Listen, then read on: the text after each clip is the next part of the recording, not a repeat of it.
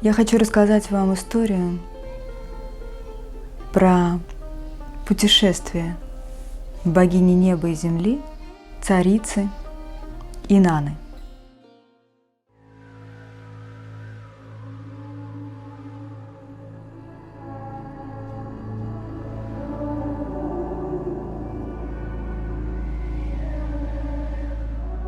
Инанна, великая богиня, слышит зов.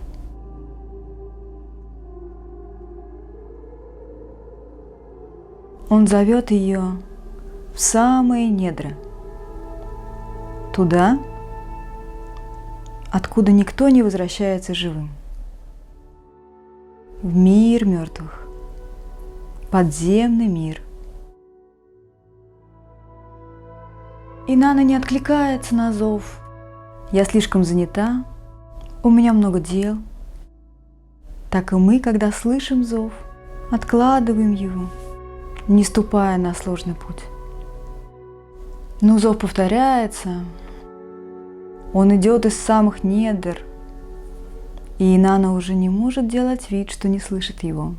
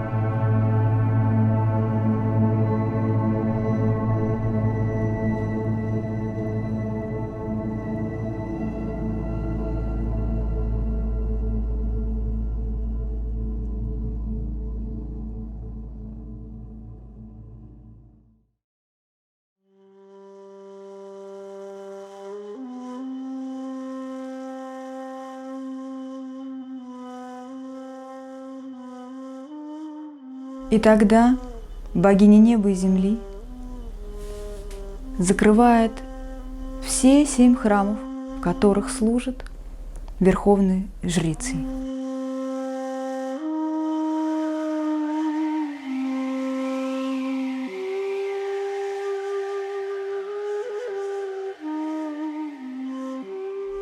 Оставляет свою службу.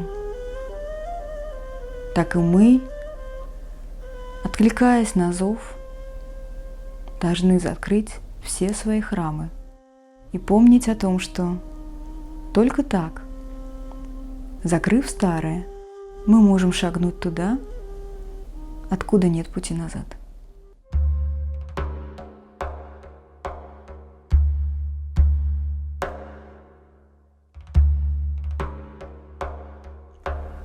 Инанна надевает на себя все свои царские меда, украшения, специальный способ подводить глаза. Это ее атрибуты, которые скажут каждому встречному, что перед ним богиня неба и земли Инанна. На голове ее корона, на ее шее ожерелье. Так и мы должны обратиться к самой сильной своей ипостаси, которая сможет ступить на этот путь. Мы должны найти свои самые сильные стороны. Каждая, кто шагает туда, откуда нет пути назад, имеет то, что она боится потерять, и то, что ценно для нее. Тот, кто шагнет за предел этого мира, в мир мертвых, без атрибутов в своей жизни, просто растворится в нем и не пройдет этот путь. И вот Инанна уже готова идти. Перед ней возникает ее подруга, боевая соратница Ниншибур. Она говорит: «Инанна, не ходи туда. Никто никогда не возвращался из подземного мира. Как ты можешь оставить нас? Я боюсь за тебя». Инанна слушает внимательно. «Я слышу тебя, я слышу твой страх и твои сомнения, я понимаю их, но я должна пойти туда, куда направляет меня зов.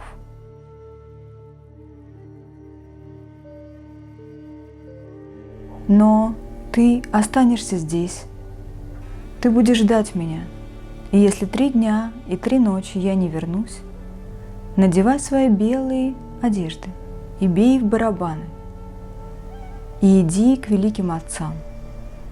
Они вернут меня, они помогут».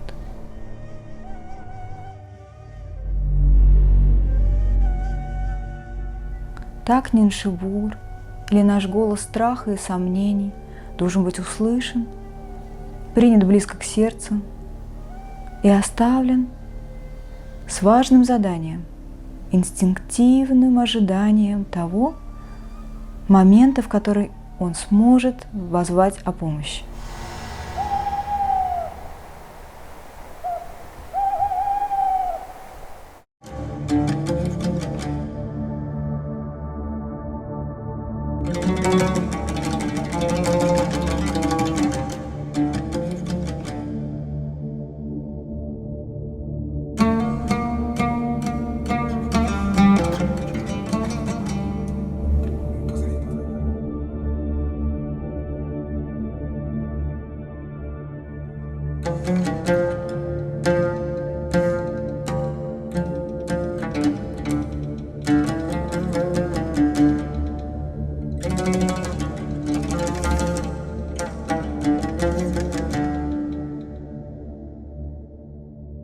Инанна подходит к воротам подземного мира и стучит в них.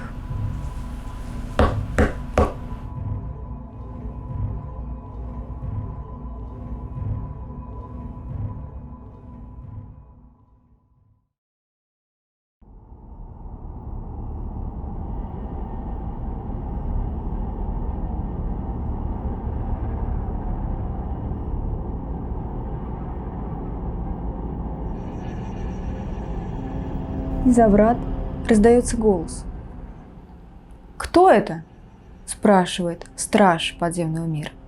«Это я, богиня неба и земли, Инанна. Пусти меня, страж!» – повелевает Инанна.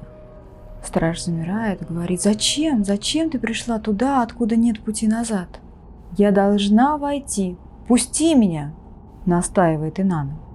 «Я не могу. Я должен узнать», – говорит страж. И он бежит и спускается по лабиринту. Ниже и ниже, ниже и ниже. И приходит к тронному залу, в котором восседает богиня подземного мира. Теневая сестра Инанны, Эрешкигаль, богиня мертвых. Страж обращается: «О моя госпожа, у входа в подземный мир, у врат стоит богиня неба и земли Инанна и просит войти. Что мне делать?» «Впусти ее. Но у каждого порога снимай с нее царские меды. Пусть она пройдет по лабиринту, как проходит каждый, и придет ко мне униженная и смиренная».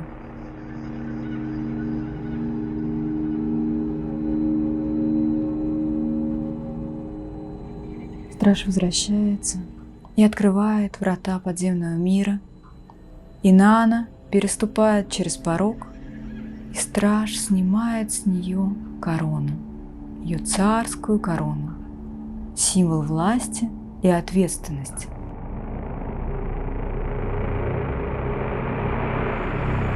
«Что ты делаешь?» — говорит Инанна. «Как ты смеешь забирать мои царские меды?» Страж отвечает спокойным голосом: «Тише, Инанна. Законы подземного мира непреложны и едины для всех».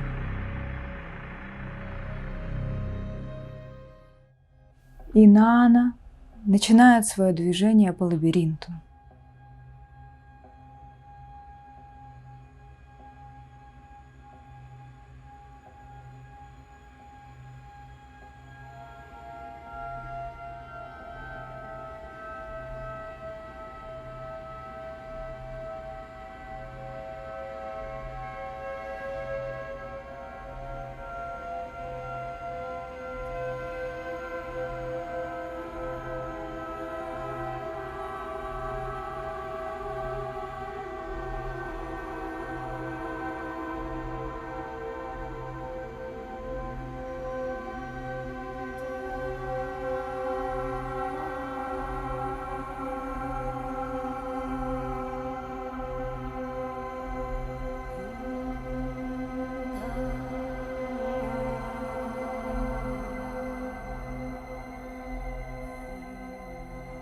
Она спускается по нему и подходит к следующему порогу лабиринта. Она переступает через порог, и страж снимает с нее следующие царские меды. И Инанна снова возмущается: «Как ты смеешь снимать мои царские меды, страж?» И он вновь отвечает ей: «Тише, Инанна. Законы подземного мира непреложны и едины для всех. Так и мы движемся по лабиринту нашего бессознательного, пускаемся в долину кризиса и теряем части себя, воспоминания о себе, свои силы, то, что делает нас нами. И каждый раз мы возмущаемся и говорим: да как вы можете отнимать то, чем я являюсь?»